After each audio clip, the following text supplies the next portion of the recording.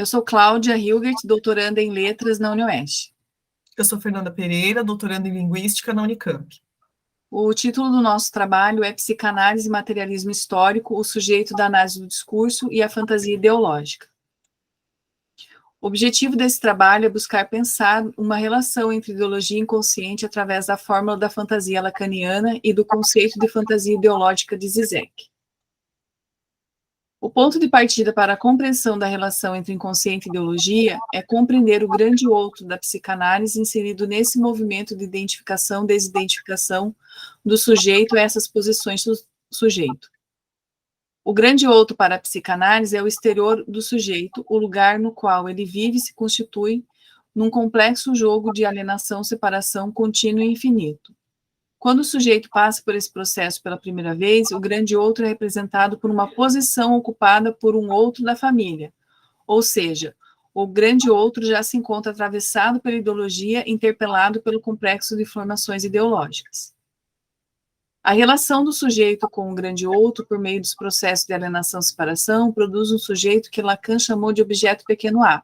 Esse objeto é o resto do grande outro que se instaura como uma falta no sujeito, produzindo o desejo. É importante compreender o objeto pequeno a, pois ele compõe a fórmula da fantasia, que é o sujeito barrado punção de A. A fantasia, segundo Lacan, tem a função de encobrir a falta no sujeito. Isso é necessário, pois o trauma produzido pelo processo de separação é algo insuportável para o sujeito, que precisa recalcá-lo apoiando-se na fantasia para viver. A partir desse ponto, ela passa a funcionar como um prisma, um filtro, através do qual a realidade externa é percebida pelo sujeito. Ou seja, o sujeito percebe a sua realidade a partir do desejo, que, em última instância, é o resto da sua relação com o grande outro.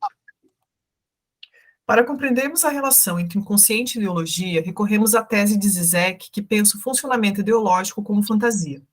Para ele, uma das dimensões da fantasia ideológica é estruturar a realidade social.